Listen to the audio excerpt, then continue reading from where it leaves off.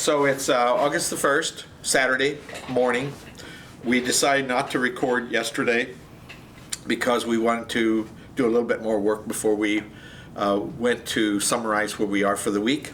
The idea today was to try to get some preliminary results for the composite floor system of floors 12 and 13 with respect to one another. So we've got in our system now a computer model in SAP and a computer model in Abacus for floors 12 and 13.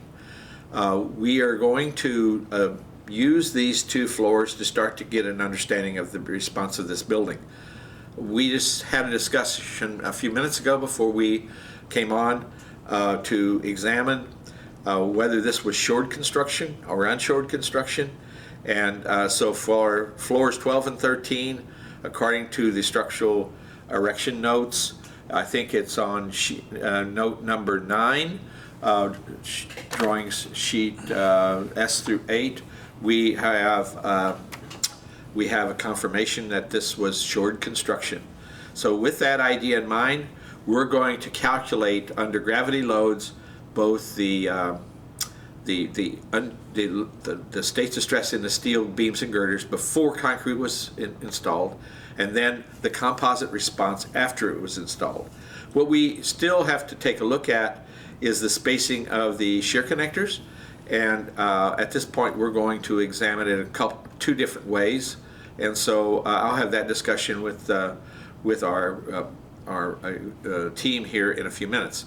But one of the things we'll do is try to get a handle on where the states of stress are the largest, and then we'll take a look at the shear connector spacing and see how that is compared to what is actually going on there. So at this point in time, I'm going to turn it over to each one of our students, and I would like to just open it up for Abacus first, because Abacus is a way more detailed, time-consuming modeling system that enabled us to do some very elaborate things. And right now, if you would introduce yourself and tell us where you are and what you're doing with this model. Yeah, my name is Feng, and I'm a PhD candidate for Dr. Hulsey. And in last few months, and we have finished the two-story building, floor 12 and 13, and we built it as built condition. So I put beam and column, and beam column as a beam member, and deck as a shear member, and the mesh connects them, and we got a final first draw today. And today's I start to compare with sub 2000 result, so check the accuracy of the model. Yes.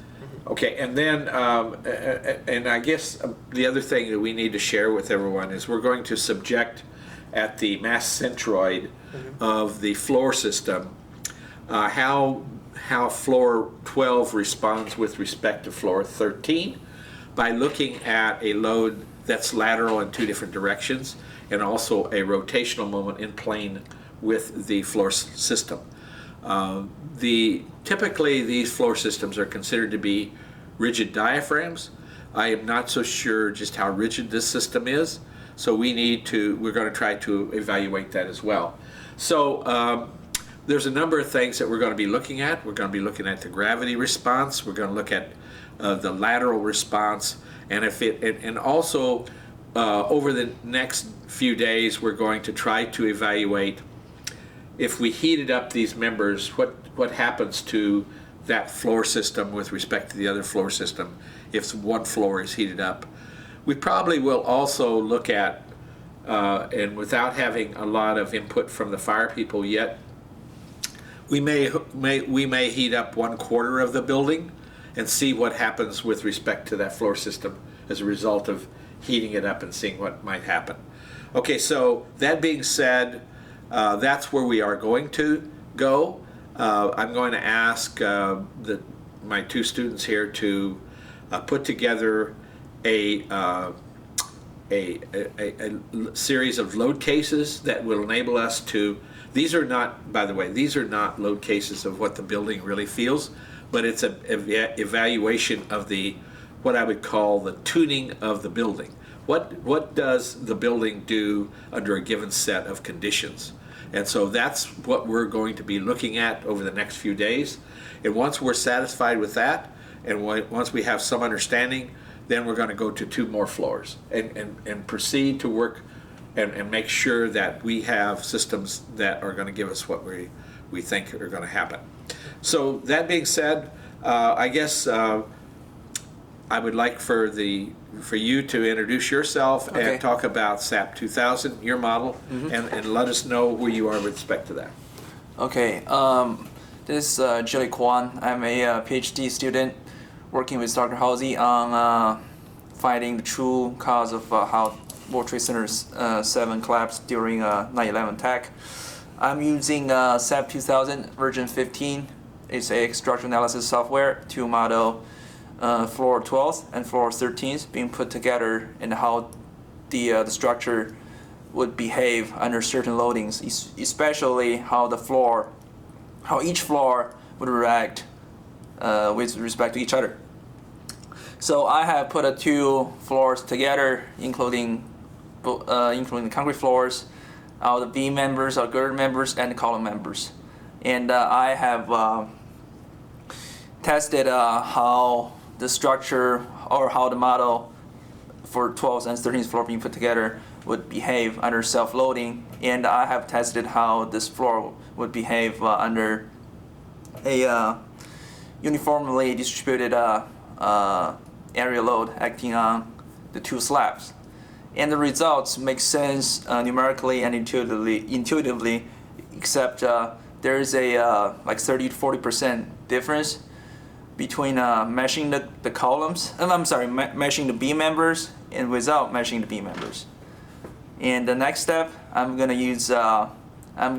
apply point forces in all directions, including X, Y direction. There are forces, and Z direction.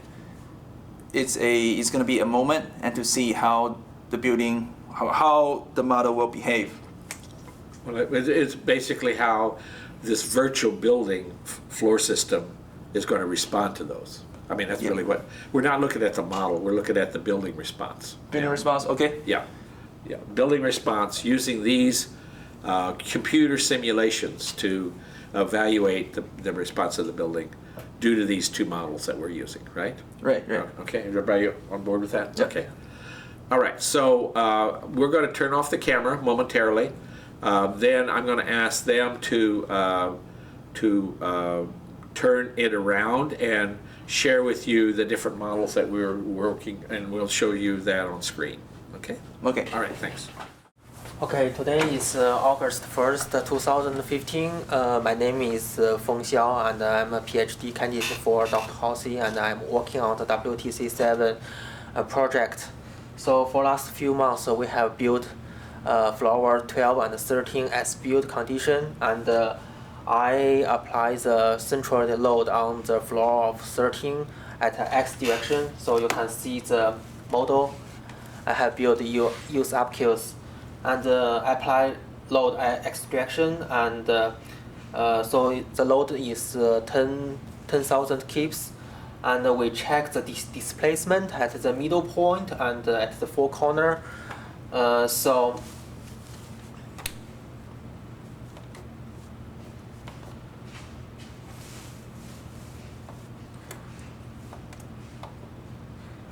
we can see the displacement at the middle is 0.8, and so this is location same as the force applied on that point, and at the 4 corner is at the range of 0.4 to 0.5, and we have compared the result with SAP 2000, and the error is within acceptable limit. So, and we will secondly, we will calculate the stiffness of these 2 buildings and calculate plot the graph comparison. So refine our model. Thank you.